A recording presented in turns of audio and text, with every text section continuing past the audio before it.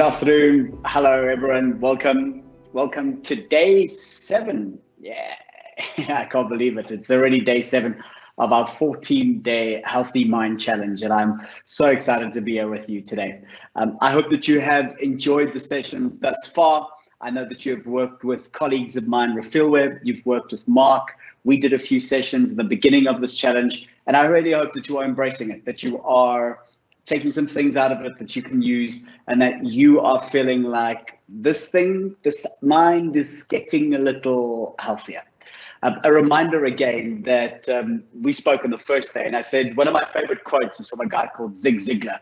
And Zig Ziglar said that working on the mind or motivation, it's all like taking a shower, right? Taking a shower is cool because it keeps you clean, but you are not clean forever. Right? You have to go and you have to take a shower every single day. Now, this is the same with our mental health. We have to go and take a shower every day. We have to clean it every day. We have to look after it every day.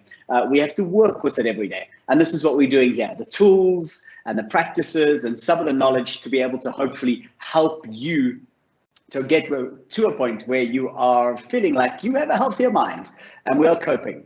And if you did join us on day 1 and day 2 of this challenge, I spoke about a mind that is fit for purpose in 2021, right? That's what we're looking for. We're looking for a mind that can cope with the world around us as it sits today. Not 200,000 years ago, not 10,000 years ago, not 200 years ago, but today. We're looking to build that resilience and to build that fit for mind 2021 healthy state. So that's what we're doing here today. Okay, cool. So let's start, as we always do, by taking a moment. I'm going to ask you to just be here with me for a moment. Just put your phone away, switch those emails off, and just give yourself the opportunity to be here with yourself and with me for the next 25, 26 minutes. We start by taking a deep in-breath through the nose and exhaling it again through the nose. Let it flow freely and just focus on that exhale. And then take another deep breath in for me and try to be conscious of the start of the breath all the way to the very end of the breath. And then just follow it as it leaves the body naturally. And just follow it to the very end of your out breath. And we're going to take one more deep in breath and just try to follow it from the time it starts all the way to the time it ends, where you have to exhale and then just follow the exhale all the way through. Okay, there we go. All right, nice way to start, right?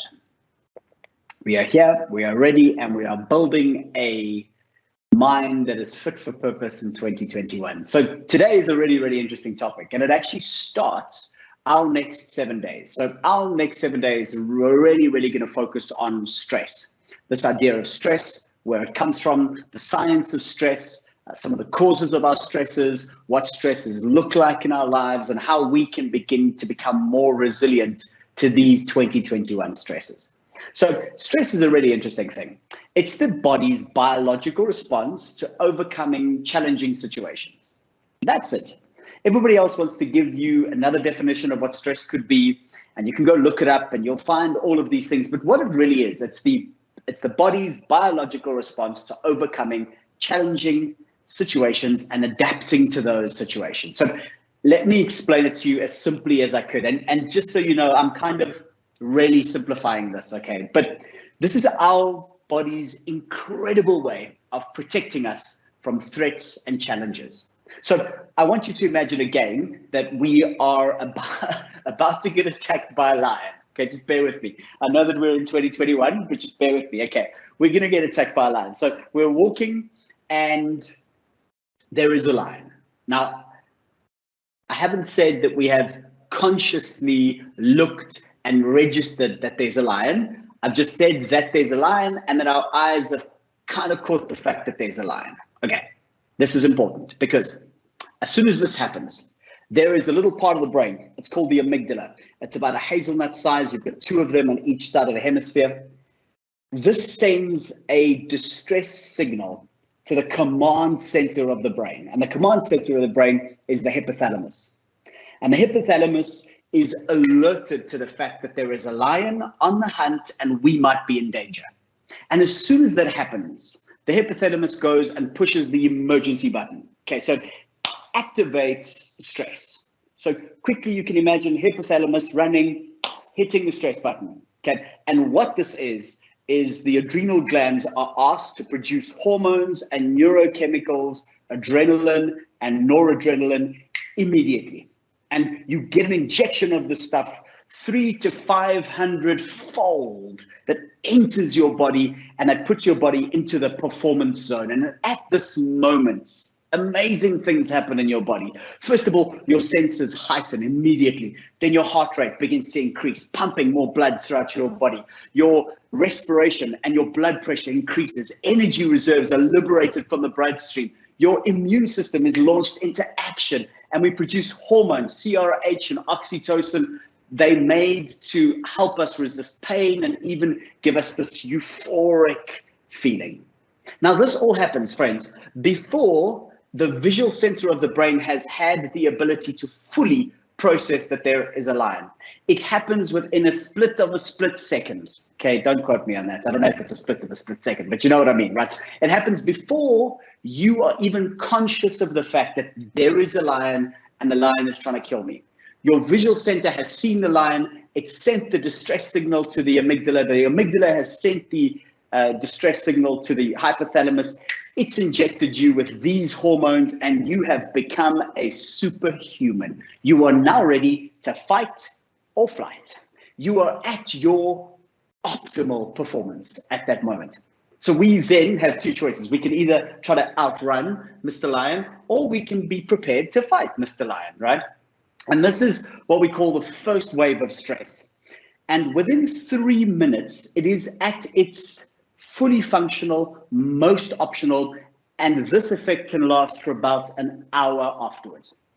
So I want you to imagine, I always use these superheroes analogies, but this is like the signal that Batman gets, right? Batman gets the signal and then he gets ready. So he has to go put on his Batman suit and he has to get into his Batman car. And this is all happening in a split second in your brain, and you are at your fully functioning, perfect, superhuman ability to be able to maybe outrun or maybe outfight this lion. And within 3 minutes, you're ready to rock and roll. Okay, your body is at its peak performance. And like I say, this can last for about an hour.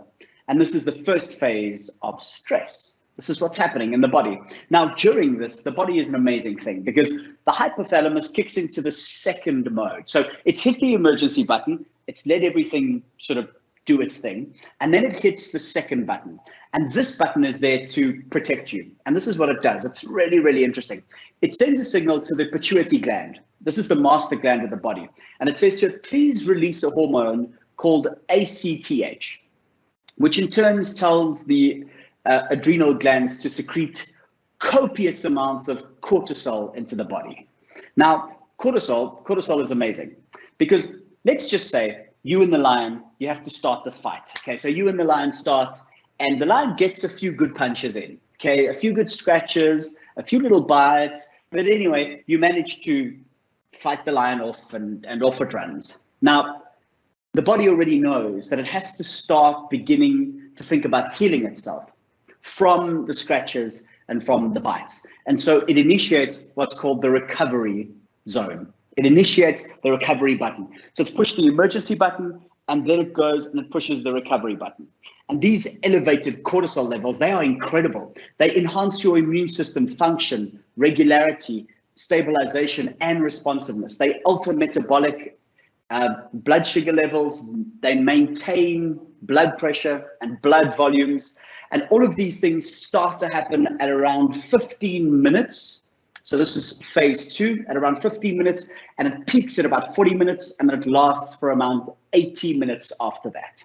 So short-term stress is incredibly advantageous and really, really helpful to us as humans, not just to run away from lions, but also to create mental sharpness, to boost the immune system, to give you more sort of energy. You have heightened senses, you have increased pain resistance, and all of these help to thrive during difficult circumstances. This, friends, is actually your superpower. I don't know if you know this, but you are really a superhero, and you have the most incredible superpower. The most incredible superpower that we have villainized. We have villainized this idea of stress.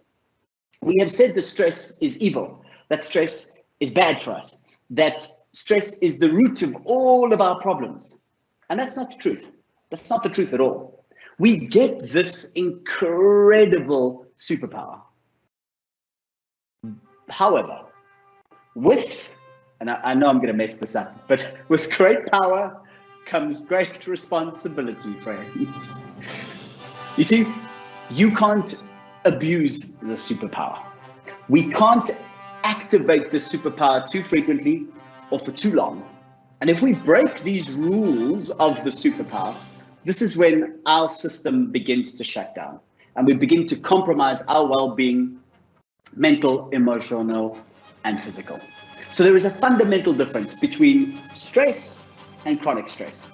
Chronic stress is the abuse of the system. It's the abuse of the superpower. And as you know, the fact that you have the superpower, the moment you abuse it, like any other superpower, you're in trouble. Okay, Superman, it can turn into your kryptonite. Superwoman, it can turn into your kryptonite. And chronic stress, friends, is a major problem. So this is what people are sort of correctly villainizing when they speak about stress. Stress, the superpower, is not the problem. It's our inability to cope with it and our inability to switch it off. In other words, this chronic way of living in the stress of 2021 that's causing us a whole bunch of problems. We're abusing our superpower. And there is extensive research confirming that chronic stress, it's bad, man. It's bad. Okay, it's like, and I'm going to read through some of these things, right? Increases biological chances that equates to 9 to 17 years of additional aging. That's right. So in other words, shorter lifespan from it. Those first waves, that emergency button, that if it keeps on going for longer and longer is detrimental to your digestive system, to your immune system, to your cardiovascular system. So your stomach, your kidneys, your heart, your immune system, all of those things begin to take a massive hit from chronic stress. And that second button, that recovery zone, yeah, that one, huge issues again in your digestive system. You gain weight, reduced insulin sensitivity, autoimmune diseases a little bit later on if this carries on for a long time. It causes your physical brain to shrink, true story, creates disconnection between various parts of your brain and damages every single region that manages that manages stress responses. In other words, it has an impact on your memory, your focus, your attention, your cognitive potential, and even your levels of motivation.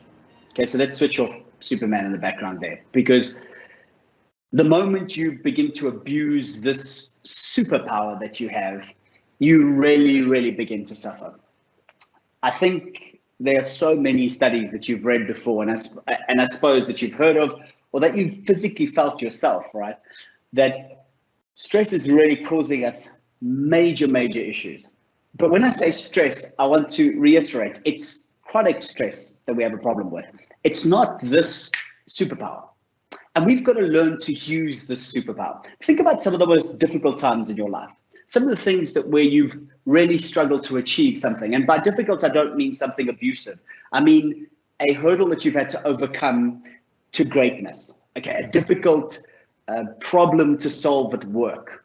Or maybe a difficult problem to solve in your relationship, but that each of these things have led you to a better space. You know that your body was under stress at those moments, and that stress helped you cope with that situation. That stress gave you that superpower. That stress gave you the ability to move through that, to problem solve, and to fix these problems in our lives. Sports people are the greatest example of this. Sports people are under immense amount of stress, but not the chronic stress we speak about, because they have this incredible resilience to be able to switch it on and switch it off, to go into the sports field and achieve things that me and you can only dream of achieving, right? And they do this through hard work and hard training and talent and stress. They trigger cortisol, they trigger adrenaline, so that it gives them that boost, so that it gives them that extra strength on the sports field, and then they have the ability to magically switch it off. Magically switch it off, go on throughout their week as they train, and then play the game again. Become superhuman again one more time. Now, can you imagine if me and you had the ability to do this? If we had the ability to use stress effectively in our lives, adrenaline effectively, cortisol effectively, and then to learn to switch it off, to learn to say, no, you, not enough. I don't want you now.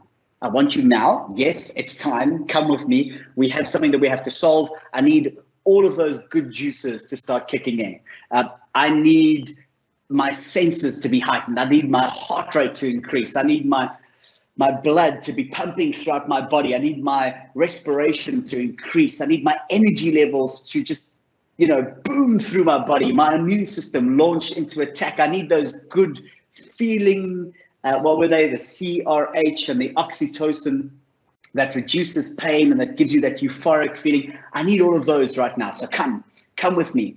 And then we have the ability to switch it off.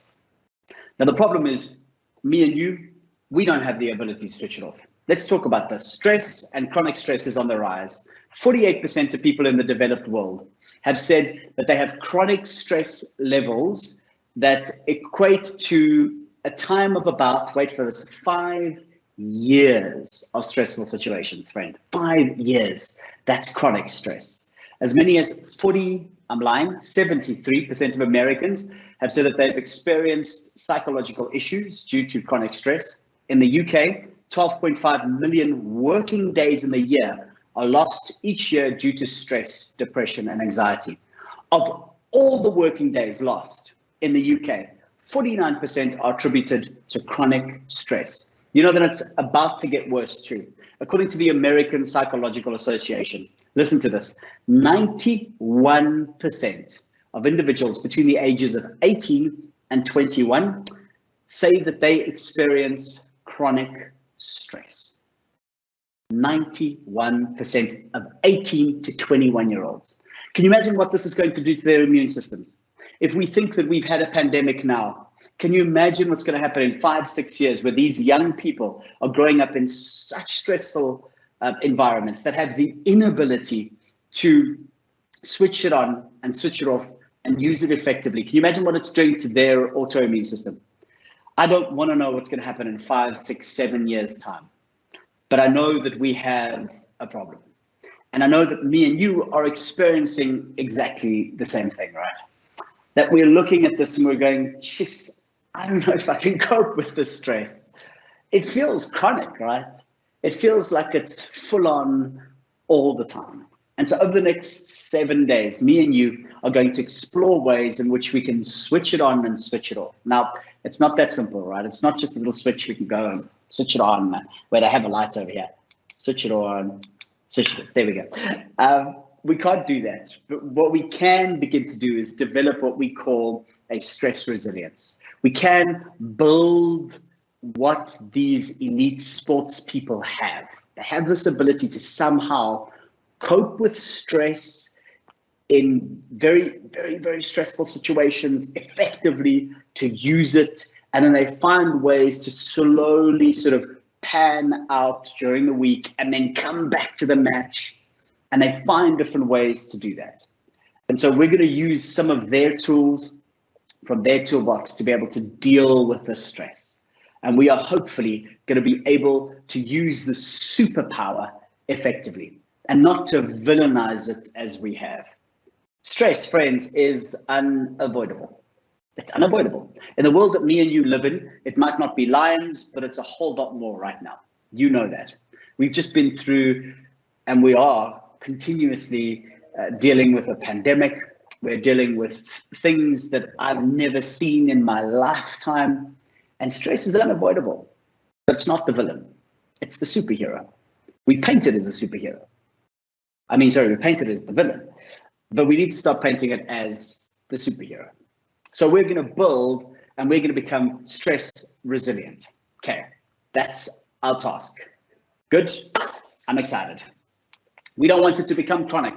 We want to be able to use it and reevaluate it and adjust it and be able to know when the stress is good and I'm busy with a work project that I need to nail and it's working and I'm loving it, or I'm writing a thesis, or I'm writing my book and I'm in the zone and I'm loving it and I can go for more hours than I've ever gone before, and I can use the superpower to overcome things that I could never do before, and then slowly to begin to switch it off. So here's an interesting stat. Research has shown that when you are in one of those stressful events, when you combine it with the perception that this is bad for your health, it increases that 9 to 17 years that we were speaking about that cuts off your life by 43%. In other words, viewing stress as something that I can't cope with, something that is bad for me.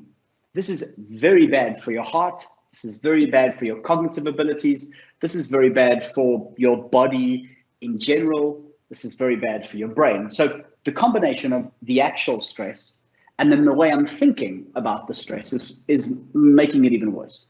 So today, what I want to speak about really, and I have been speaking for a long time, but what I want to sort of stress to you, excuse the pun, is that stress is not evil. Chronic stress, yes. And so stress, inevitable, and it's our job to try to figure out how to become more resilient with it, how to be able to play with it. So I want to start with this one today. You are stronger than you might believe you are. You can handle more than you give yourself credit for. How do I know this? Well, your worst days, the very toughest thing you've ever been through, you've survived it. You're here with me today. Think about that for a moment. I know that it sounds a little cliche and a little like jokey, but it's not. Your toughest days, the most difficult things that you've ever gone through, you've survived. You're here with me. You have the ability to survive anything that life has thrown at you. You can cope. You can deal with it. The most difficult of emotions, the most difficult of situations, you've overcome that. You, my friend, know that this superpower exists. You've used the superpower to overcome all of that rubbish. And you're here today with me. And maybe you are struggling a little today. And maybe things are tough, but you have had the ability to overcome all of these things. So we're going to do a little practice together now. And by bringing this practice through or to the processes that we're going to go through now, you train yourself to recognize that you are stronger than you think, that you are resilient. And you can clearly see that you can cope with any difficult situation. So we're going to train our mind to know that you are okay, to know that you can cope. And this is the first step in understanding that you can deal with this stress, that this stress doesn't have to stress you out, that these things don't have to stress you out, that this stress is a superpower that we can use and that we don't want to convert it to a chronic, stressful villain. How do we do this? We're going to practice. Okay, I'm going to ask you to just close your eyes and to get into a comfortable position. This could be anything from sitting down, if you like to lie down, if you're watching this from the comfort of your bed or listening to it and you can actually just lie down, just get super comfy for a moment. All right. And then I want you to ground yourself. So what that means is I want you to feel your bum on the chair. I want you to feel your feet on the floor. I want you to feel your body on the bed. And I want you to just begin to feel the movement of your breath. Wherever that sits.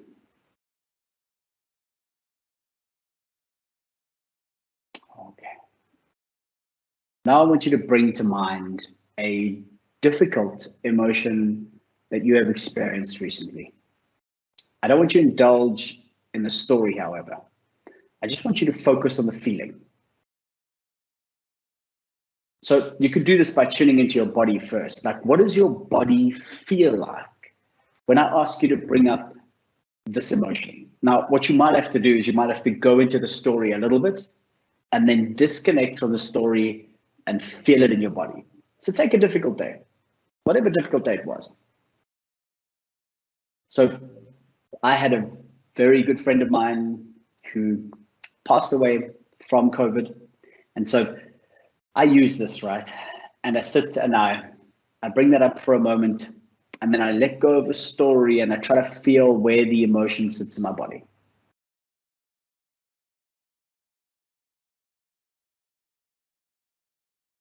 So doesn't have to be something as terrible as that. It could be just a little emotional experience that gives you a little bit of discomfort. Where is it sitting in your body? What does it feel like? Does it burn? Does it squeeze? Is it dark? Is it light? Is it hot? Where is it sitting? Where are you experiencing that emotion?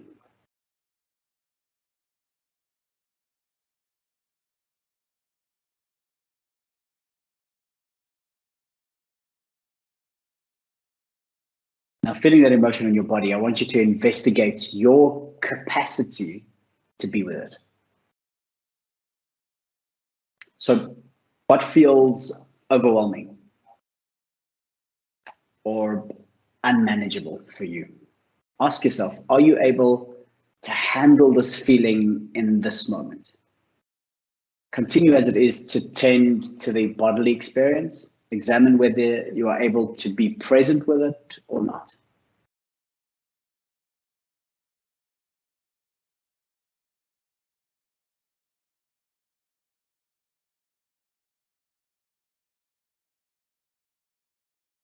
Now, after a few minutes of doing this, I want you to move your attention to the mind and the mental state that you're in.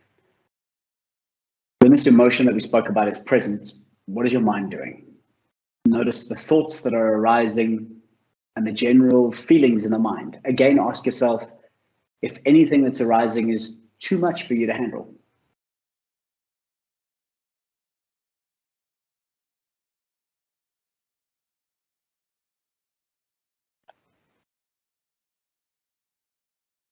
And in the final few minutes of this practice, you want to reflect on the pains and difficulties that you've gone through throughout your life, through small frustrations and large frustrations of grief and tragedy, that you've made it to this moment. You've overcome all of these. They're painful, yes, but not overwhelmingly so. Because why? Because you're here with me today. Recognize that you are naturally resilient, that you are indeed capable of overcoming anything. Any pain that you've ever experienced, you're capable of overcoming it. You're capable of working through it, of being with it. It hasn't overwhelmed you. You can open your eyes. So as uncomfortable as that experience is, I want you to understand from this experience that your toughest days, you've survived them. Your toughest experiences, you've survived them. It doesn't mean it doesn't make you fearful or it doesn't make you sad. That's okay, but you survived them. And the reason why we go all the way there is because I need you to understand that any stressful situation that you are going to come across over the next 7 days, yeah, whatever, right? Whatever happens, whatever stressful situation you have, you can handle it. You can tap into that superpower, that ability to be switched on, to use that to help you overcome the situation and then to slowly switch it off. And we're going to give you the skills and some of the practices that are going to be able to help you do that over the next 7 days. But for now, until we meet in 24 hours time or 23 and a half hours time, I need you to know that you are stronger than anything that has ever been thrown at you. That this stress thing, whatever. It's a superpower. It's not a villain. And this chronic stress thing, we're saying goodbye to that. We're going to work together to learn to handle the stress and to channel the stress effectively and efficiently so that we can use our superpower like these incredible sports people do. All right. I've had a lot of fun today. Thank you so much for this opportunity. I'll see you tomorrow. And yeah, until we meet again, you are as strong as ever. Just keep on repeating that until I see you tomorrow, when we will continue to work on stress and work on our stress resilience. Until then, bye-bye.